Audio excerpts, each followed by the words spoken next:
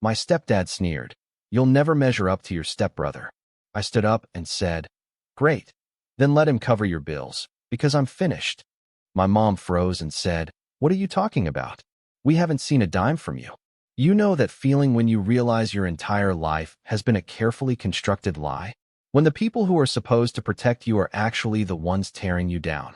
That's what happened to me, Brandon, when I was 26, the night everything finally shattered. But to truly understand how I got there, you have to go back years, to a house that always felt like a battlefield, not a home. My biological dad left when I was little. When Mom remarried, I was 10, and I desperately wanted to believe in a new beginning, a bigger family, more love. Instead, I got Doug. From the moment we met, I swear he looked at me and silently decided I was competition. He had this permanent scowl etched into his face. And then there was Tyler, his son, 2 years older than me, the golden child from day one. Our house dynamic changed overnight. Suddenly, rules bent for Tyler. If his stuff was strewn across the living room, it was boys will be boys. But if I forgot to take out the trash just once, Doug would launch into a lecture about being a man and pulling my weight. Mom, she'd just sit there, quiet, trapped between defending me and trying to keep the peace. Back then, I was a quiet kid. I truly believed that if I just worked harder, got better grades, helped out more, they'd see me as family. But it never mattered. Tyler would pull average grades, and Doug would beam. He's so smart. I'd bring home straight A's and get a dismissive, don't get cocky. Tyler skipped practice? He's independent, Doug would chuckle. I missed one soccer game because I was genuinely sick? You're letting the team down. It sounds trivial, right? But when that's your every single day, it piles up. It felt like bricks on my chest, slowly crushing me. By college, I lived a double life. On campus, I was liked, treated like an adult. At home, Doug acted like every single thing I owned came from his wallet. That was the most infuriating part. My paternal grandparents actually paid most of my tuition, sent me spending money, even covered my car insurance.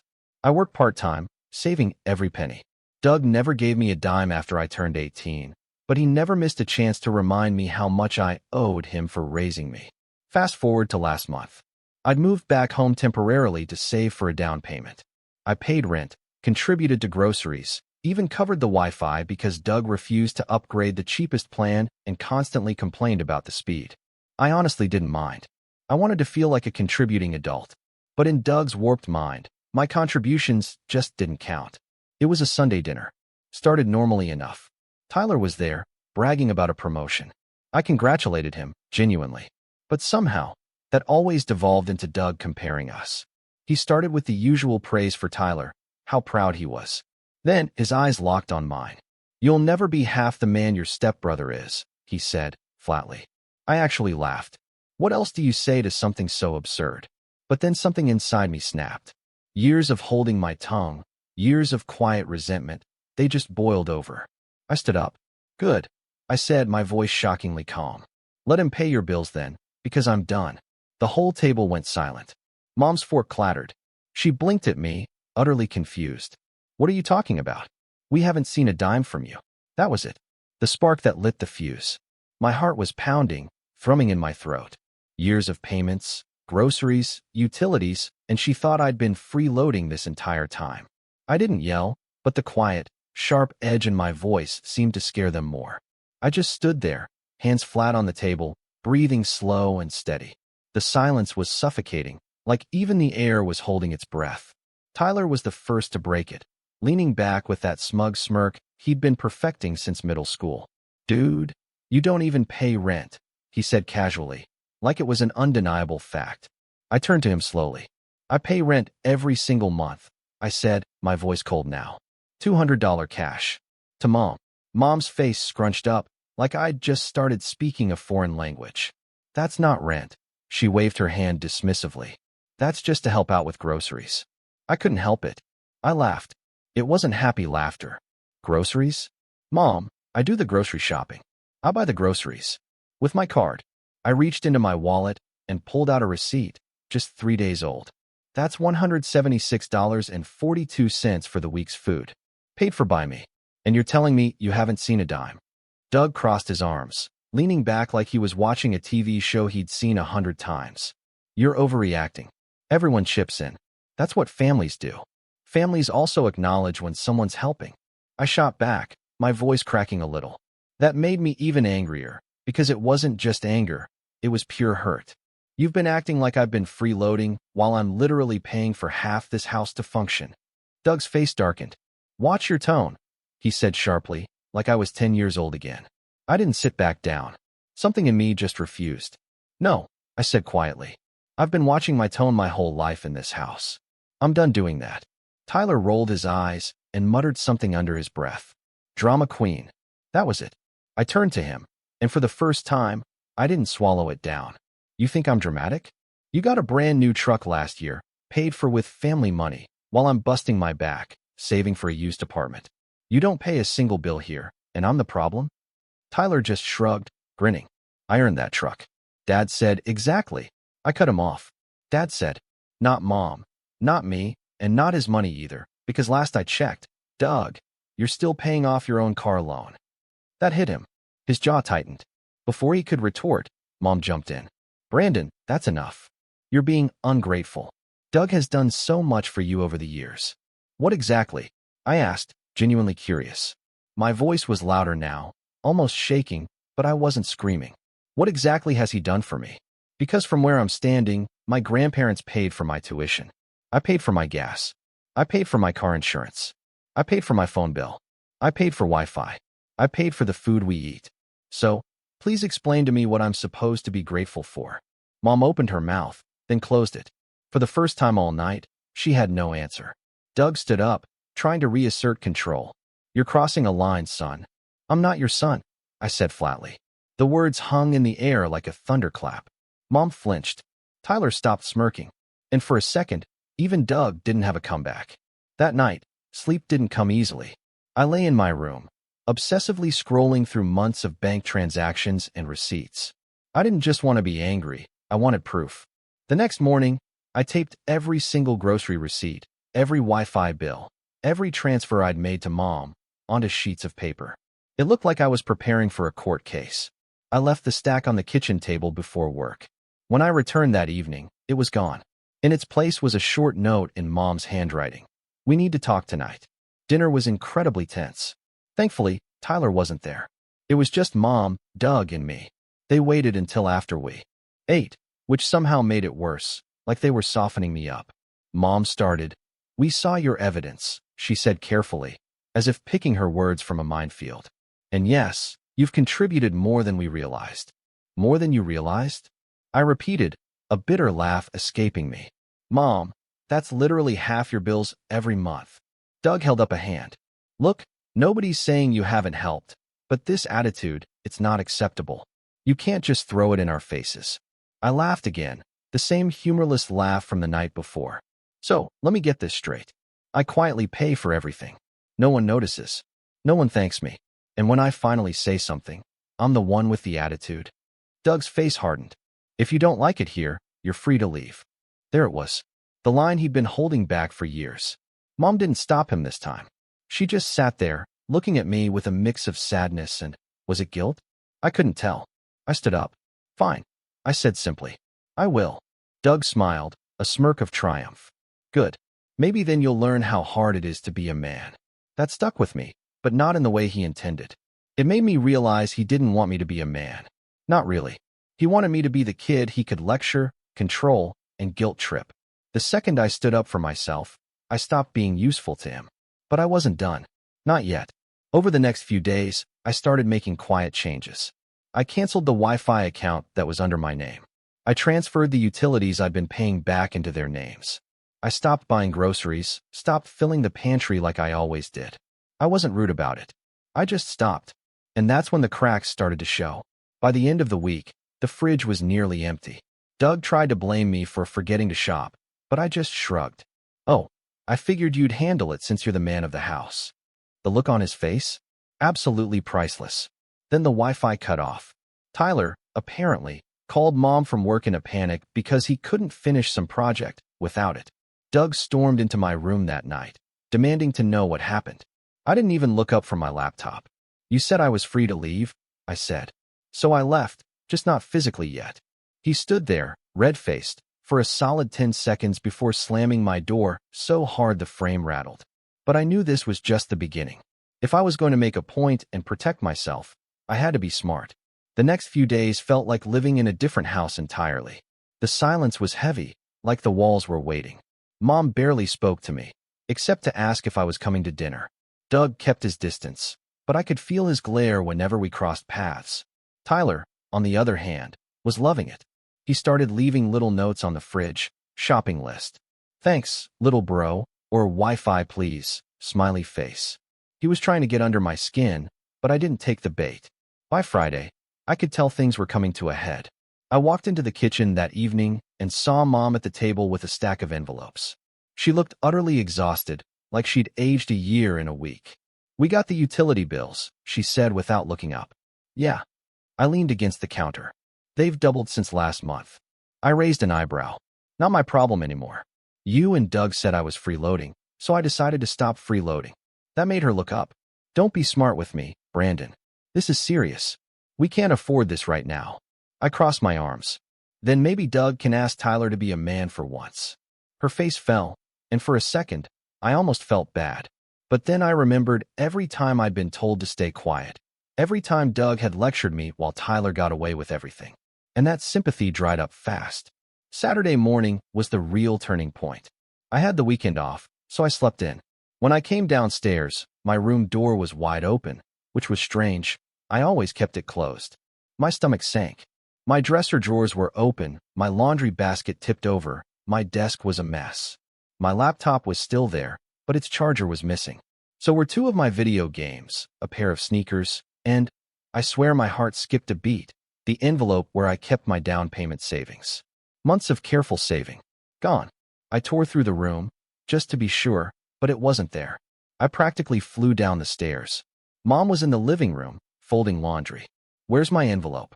I asked, louder than I meant to. She looked up, startled. What envelope? You know what envelope. The one in my desk drawer. It had over $3,000 in it. Her mouth opened, closed. She didn't answer. Doug came in from the garage right then, holding a wrench. What's with the yelling? I turned on him. Did you go in my room? He didn't even flinch. Yes. That stopped me cold. You what? You don't pay enough to have privacy in this house, he said flatly.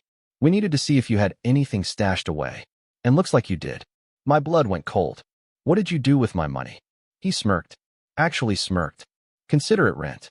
I swear the room spun for a second.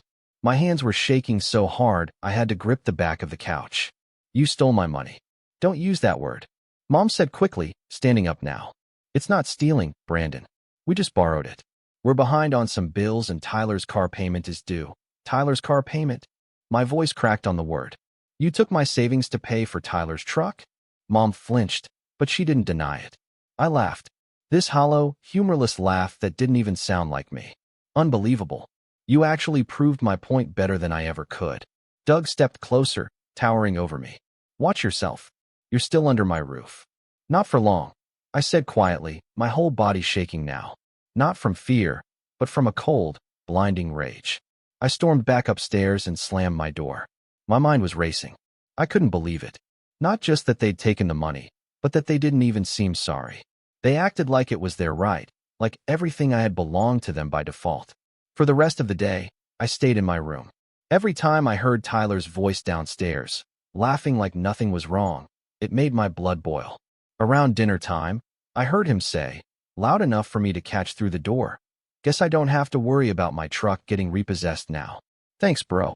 I think that was the moment something in me clicked. This wasn't just unfair. It was betrayal. Deep, personal betrayal from the people who were supposed to have my back. That night, I packed a bag. Not everything, just enough for a few days. I didn't want to tip them off completely. Not yet. I needed time to figure out my next move. When I left for work the next morning, I didn't come back. I stayed at my friend Eric's place across town, someone I trusted, and told him everything. He was furious on my behalf, but he also gave me some advice that stuck with me. Don't just blow up on them. Make them feel it where it hurts. But make it clean. No one can call you the bad guy if you do it smart. So that's what I decided to do. The next time I walked back into that house, I wasn't just angry Brandon anymore. I was calm, focused. Every word I spoke was measured. And the look on Doug's face when he saw me like that. Not yelling, not crying, just stone cold. Told me he realized something. I wasn't playing their game anymore. But then came the final straw. The act that took this from betrayal to all-out war. It was Tuesday night. I had just gotten back from the bank where I'd opened a new account and changed all my direct deposits. When I pulled into the driveway, I noticed something strange. Tyler's truck was parked crooked, almost blocking the garage. Inside the house, voices were raised.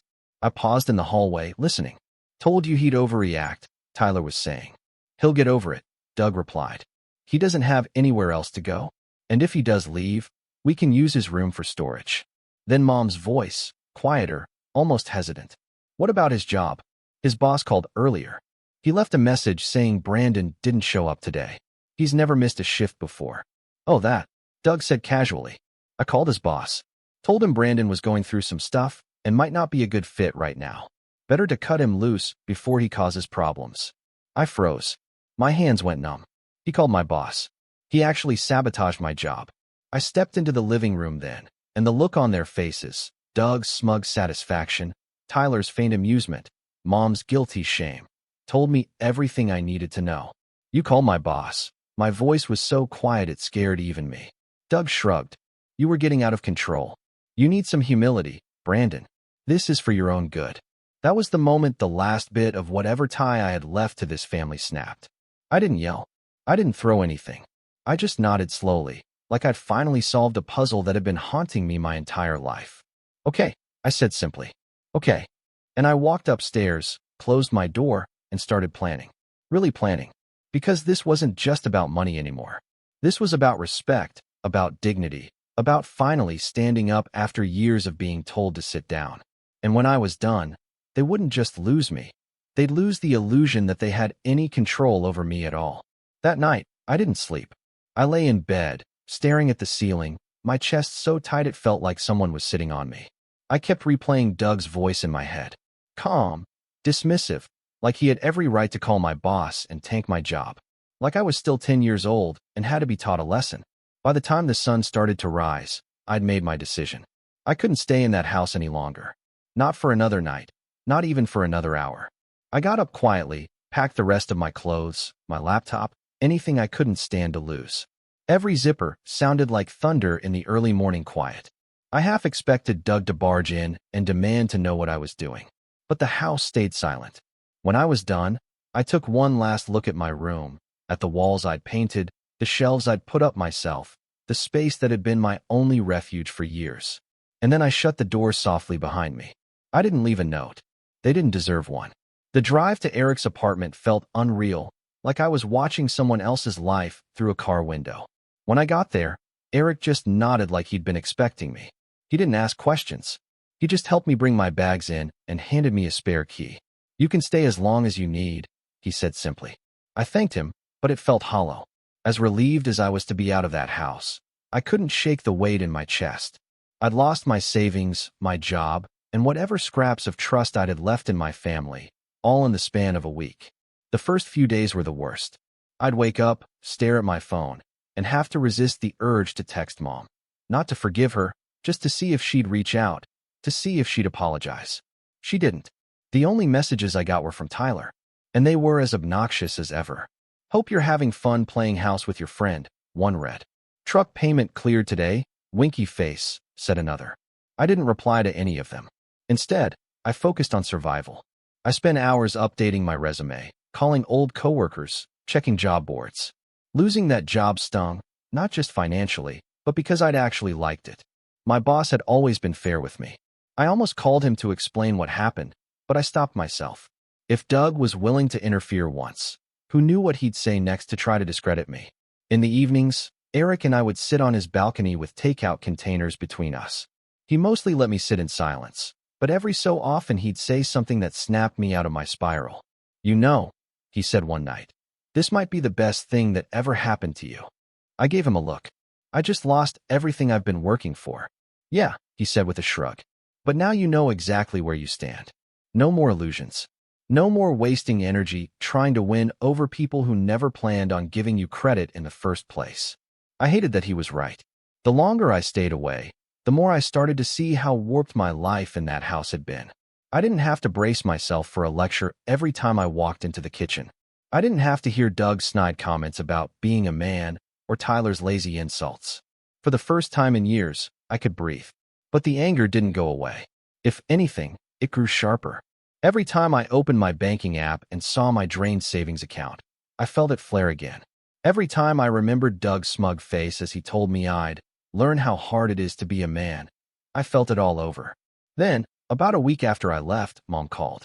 I stared at the screen for a long moment before I answered. "Brandon," she said, her voice cautious. "Yeah. Can we talk?" I didn't say anything, so she kept going. "It's been quiet around here. Tyler misses you." I almost laughed. Tyler missed having someone to blame for everything. She sighed. "Look, we didn't mean for things to get so out of hand. Doug was just trying to teach you responsibility. He stole my money, Mom." There was a pause. "We were going to pay it back." "When?" "After Tyler's next vacation? After the next truck upgrade." Silence again. "I can't keep doing this," I said finally. "I'm not coming back." Her voice trembled a little. "Brandon, please. We're still family." "Family doesn't do what you did," I said quietly. "At least not the kind of family I want to have." I hung up before she could reply. That night, something shifted in me. The sadness was still there, but it wasn't the heavy, suffocating sadness from before. It was sharper now, almost electric. For the first time, I wasn't just thinking about surviving this. I was thinking about what came next. I started writing everything down: dates, amounts, what they'd taken, what they'd said. I gathered screenshots of every transfer, every bill I'd covered, every receipt. It felt obsessive, but it also felt good, like I was building something. I also started looking into legal options. I wasn't sure if I had a case. After all, I'd technically been living with them when I gave them the money for groceries, but I wanted to know my rights. I reached out to a local legal aid office and set up a consultation. While I waited for the appointment, I doubled down on job hunting. I landed 2 interviews by the end of the week. Nothing fancy, but enough to get me back on my feet. I also opened a separate savings account, one they couldn't touch even if they tried. And slowly, piece by piece, I started to feel like myself again. But then, just when I was beginning to breathe a little easier, Mom showed up at Eric's apartment. It was a Sunday afternoon, and I'd just gotten back from one of the interviews. Eric opened the door and gave me a look that said, "You'd better deal with this." Mom was standing there with a plastic container of food, my favorite lasagna. She looked tired, but not angry. "Can we talk?" she asked. I hesitated, but let her in. We sat at the kitchen table, and she started slow. "Doug thinks you're being dramatic," she said. I raised an eyebrow. "Of course he does. But I think," she hesitated, "I think we made a mistake." "I miss you," she admitted. "I know you were helping more than we gave you credit for, but Doug says you still owe the house rent for the months you stayed there." I blinked. "You took my savings, and now you think I owe you more?" She flinched, but didn't deny it. "You were still living there, Brandon." It was almost funny at this point. Almost. I stood up and grabbed the folder I'd been putting together, the one with every receipt, every bank statement. I dropped it on the table with a heavy thud. "That's what I paid," I said flatly. "Add it up. If you still think I owe you after that, then we can take it to court." Her eyes widened, and for the first time, I saw fear flash across her face. She didn't say anything else, just left the lasagna on the table and walked out. And as the door clicked shut behind her, I realized something. I wasn't at rock bottom anymore. I was climbing out of it, and I was doing it on my own terms. But I also knew this wasn't over. Not even close. Because something told me Doug wasn't going to let this go quietly. And I was ready for whatever came next. The week after Mom's visit was a turning point. For the first time in months, I woke up feeling clear-headed. It wasn't like all the pain had disappeared. Far from it. But I finally felt like I had something to work toward instead of just something to run from. I started by throwing myself into rebuilding my life from the ground up. My second interview went well, better than I'd expected, actually. It was for a logistics coordinator role at a mid-sized company across town. The hiring manager was direct but fair, and she seemed genuinely impressed when I explained how I'd managed household budgeting for years, balancing bills and expenses for 3 adults while holding a part-time job and going to school. "Sounds like you've got real-world management experience," she said with a smile. "You'd be surprised how many applicants don't know how to keep things organized." I walked out of that interview feeling lighter. By the end of the week, I got the call. They wanted to offer me the position. It paid better than my old job, had benefits, and even had a chance for advancement. When I told Eric, he actually clapped me on the back. That's it, man. That's your way out. Start stacking cash and get your own place. And that's exactly what I did. I cut every expense I could. Ate cheap, stayed in, even picked up a few extra shifts when they were offered. The first paycheck I got from that new job felt like a declaration of independence. I opened that new savings account and transferred almost all of it in, leaving just enough for groceries and gas. Slowly but surely, things started falling into place. By the end of the second month, I'd saved back almost half of what Doug had stolen from me. My confidence was coming back, too. I started going to the gym with Eric a few times a week just to get out of my head and channel some of the frustration somewhere productive. It was rough at first. I'd never been much of a gym guy. But after a few weeks, I started to notice small changes. My posture was straighter. My clothes fit better. I felt stronger, literally and figuratively. The change didn't go unnoticed. One afternoon, I ran into an old classmate at the grocery store. She did a double take and said, "Wow, Brandon, you look good." Like, good. It threw me off for a second, but as I walked back to my car, I couldn't stop smiling. It wasn't just my appearance that was improving, though. My mindset was changing, too. The bitterness was still there, but it wasn't consuming me anymore. Instead, it was fueling me, pushing me to build something better. I also kept meticulous track of every single document I gathered about my time living at Mom and Doug's house. It had started as just a way to keep myself busy, but now it felt like I was building a weapon, not a physical one, but one that could cut through every lie they'd ever told about me freeloading or not contributing. Then, one Friday night, I got a text from Mom. "Can we talk?" I hesitated, but curiosity got the better of me. She called me a few minutes later. "Doug wants to have a family meeting," she said carefully. "He thinks it's time we clear the air." I almost laughed. "Clear the air? Is that what he calls it?" "Brandon, please," she said softly. "I miss you." There was something in her voice that sounded almost desperate. I agreed to meet them, not because I wanted to reconcile, but because part of me wanted to see how far they'd go. When I walked into the house that Sunday, it felt strange. The air smelled like the roast Mom always made on special occasions, but there was a tension underneath it, like everyone was bracing for a storm. Doug was sitting at the head of the table, arms crossed. Tyler was there, too, scrolling through his phone like he couldn't be bothered to look up. Doug started talking the second I sat down. "You've made your point," he said gruffly. "We know you were contributing more than we thought. But this staying away, refusing to help, it's gone on long enough." I didn't say anything, just let him keep going. "You're still part of this family," he said. "And part of being a family is pulling your weight." I pulled out my folder and slid it across the table. "That's me pulling my weight," I said flatly. "Every grocery receipt, every Wi-Fi bill, every transfer. If you still think I didn't do enough after looking at that, then I don't know what to tell you." Doug glanced at it, but didn't open it. "You can't put a price on living under my roof," he said. "That's funny," I replied, "because you literally put a price on it when you took my savings." His jaw tightened, but he didn't deny it. Tyler finally spoke up then. "So what? You're just going to hold this grudge forever? You're acting like some martyr when all you had to do was follow the house rules." I turned to him. "House rules? Like what?" "Keep quiet while you get everything handed to you. Maybe if you weren't so bitter all the time. Enough." I cut him off. "I didn't come here to fight. I came here to say this. I'm not coming back. Not now. Not ever. I'm saving for my own place. I have a better job. I don't need this anymore." Doug laughed then. This short, dismissive sound. "You think you can do better on your own? You wouldn't last a month without us." I smiled. Not the bitter smile from before, but a real one this time. Funny, because it's been 2 months already, and I've never been doing better. The look on his face was priceless, like he'd just realized I wasn't bluffing.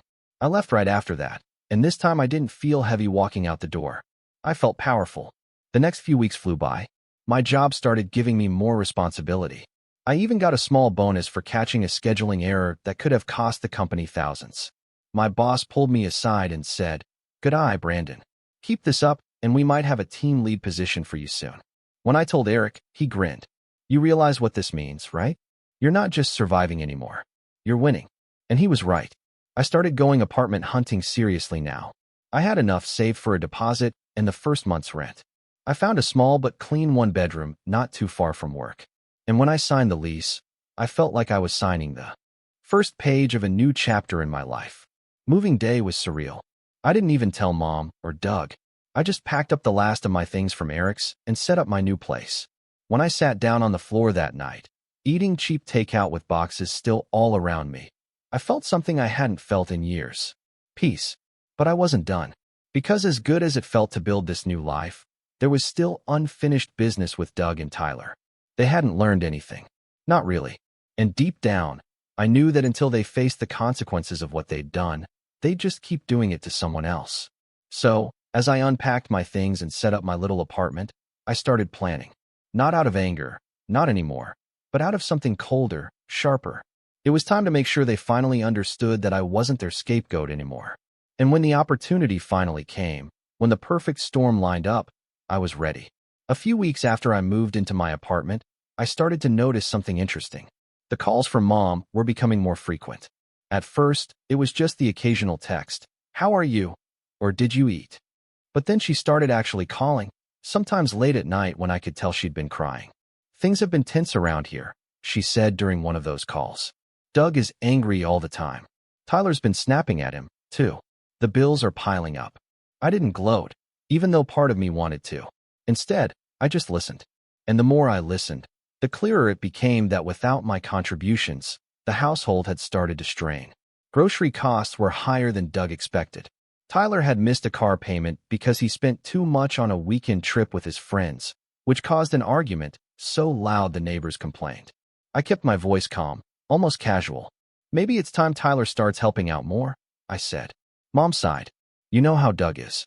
He thinks Tyler needs to focus on his job and not worry about the house." I almost laughed. Funny, I had a job when I lived there, and that never stopped him from expecting me to pay for everything. She didn't respond to that. Around that time, I got promoted to team lead at work. It came with a raise, better hours, and most importantly, more control over my schedule. It was a huge confidence boost, and it also freed up more time for me to focus on getting my financial life in order.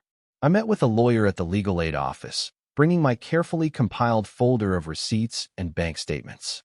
He flipped through it, occasionally raising an eyebrow. "You've got a solid paper trail," he said. "It's tricky because technically you were giving them money voluntarily, but if you can prove they took the savings without your consent, you might have a small claims case." That lit a fire in me. I wasn't sure if I would actually go through with filing a claim, but just knowing I had the option gave me leverage. Meanwhile, I started hearing more through the grapevine about Doug and Tyler. Word travels fast in a small town, and apparently Doug had been bragging at the hardware store that he put me in my place, and that I'd come crawling back any day now. That made me smile because nothing could be further from the truth.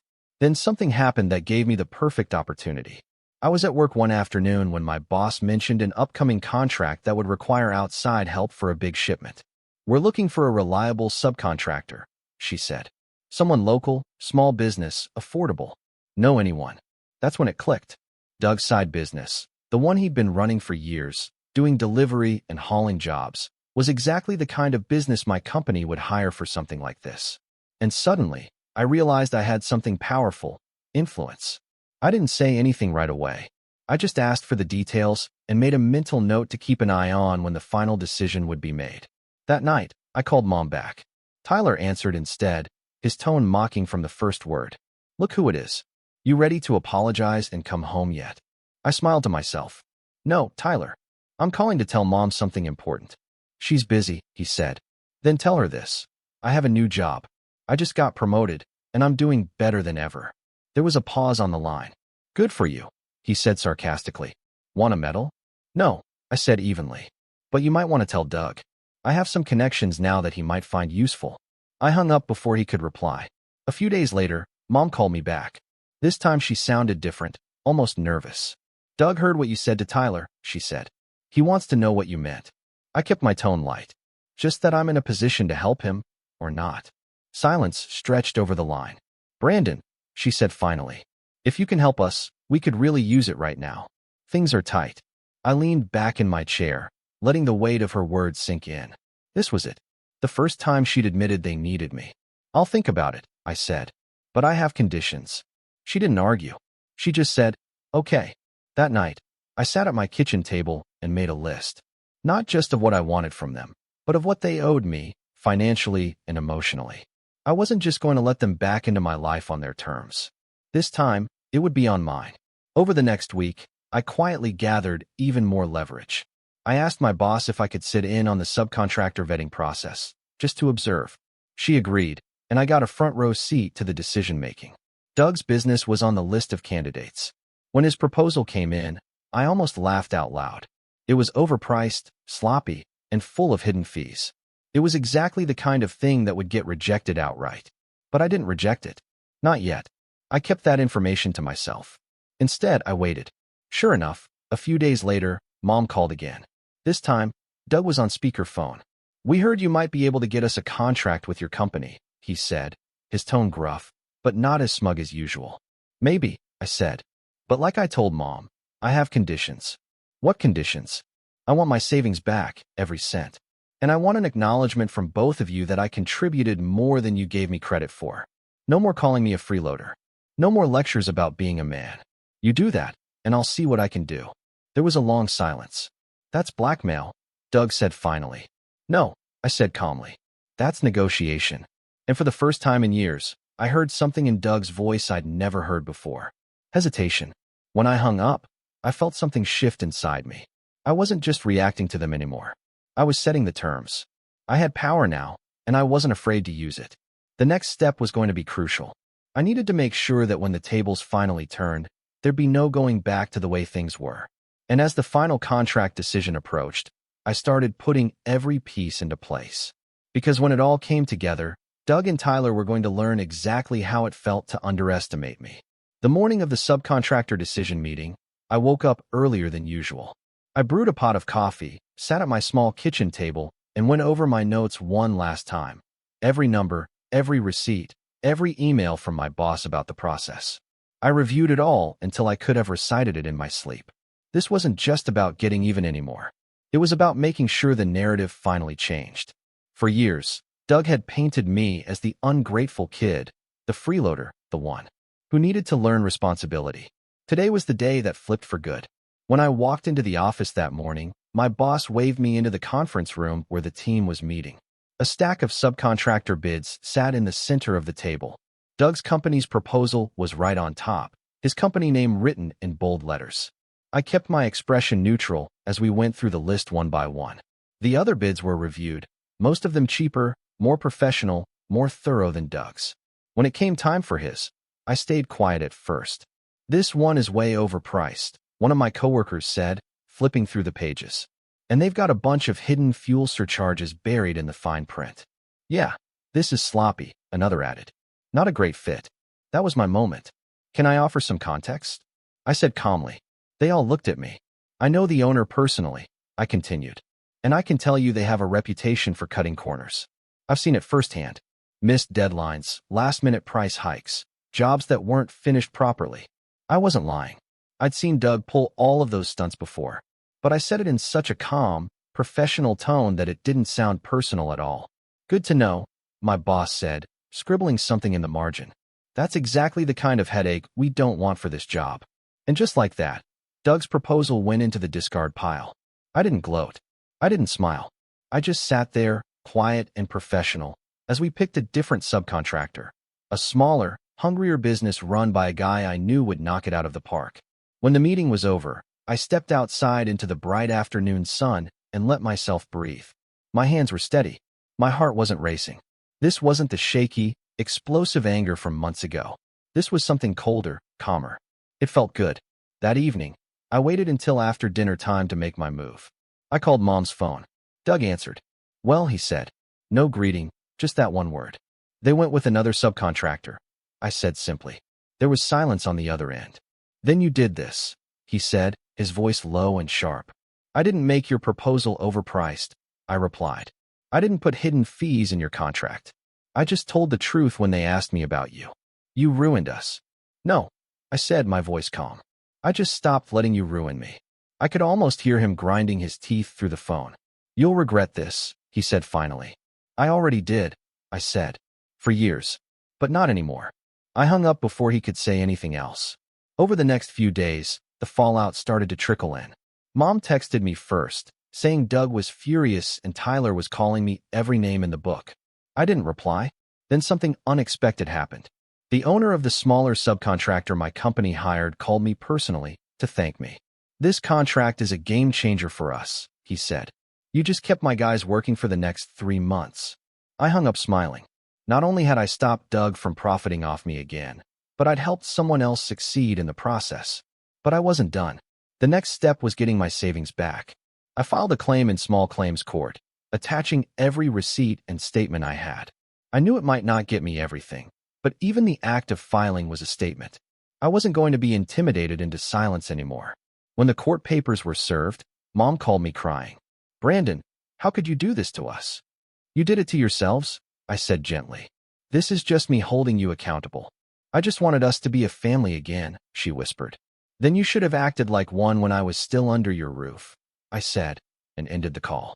By now, word had started to spread around town. People knew something had gone down between me and Doug, and not everyone was taking his side.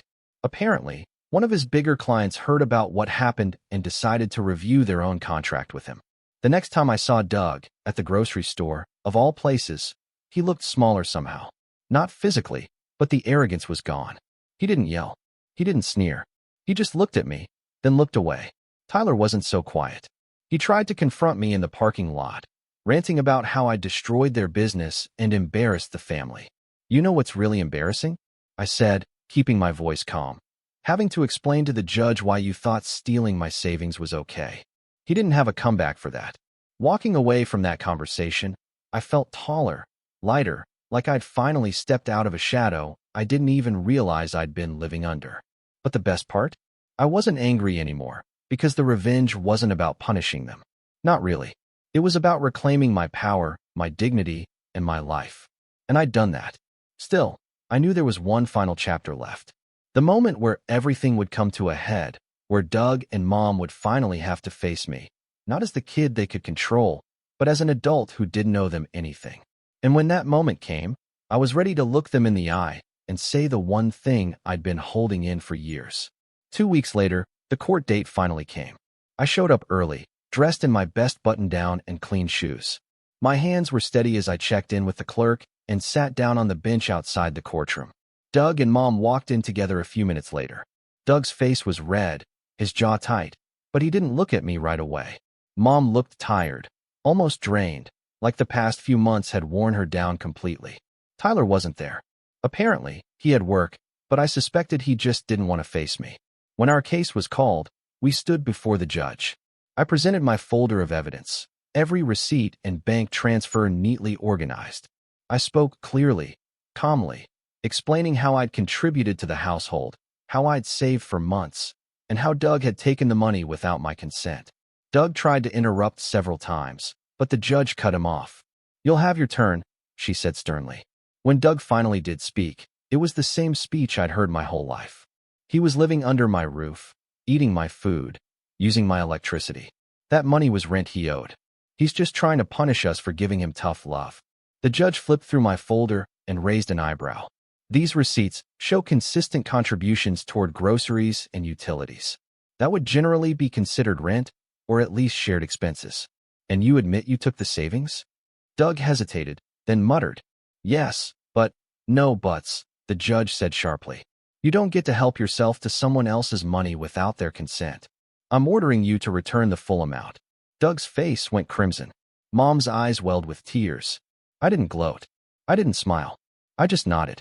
When we walked out of the courtroom, Doug rounded on me. "You happy now? You humiliated us." I turned to face him squarely. "No, Doug. You humiliated yourself the day you went into my room and stole from me. This," I gestured back toward the courtroom doors, "was me refusing to let you keep doing it." He opened his mouth like he wanted to say something, but nothing came out. Mom stepped closer then, her voice quiet. "Brandon, I'm sorry." I looked at her for a long moment. For the first time, it actually sounded like she meant it. "I believe you," I said softly. "But sorry doesn't erase what happened. You chose to let him treat me like I didn't matter, and I can't come back from that." Her face crumpled, but she nodded. The court-ordered repayment came through 2 weeks later. Seeing that money land back in my account was surreal, not because of the amount, but because it felt like a line in the sand. That chapter was over. By then, my apartment was fully set up. I had furniture I'd picked out myself, a little coffee table where I kept fresh flowers, and a sense of peace that I hadn't had in years. My promotion was going well, and my boss had already hinted about giving me more responsibility. One Saturday afternoon, I decided to stop by Mom's house one last time, not to reconcile, but to close the loop.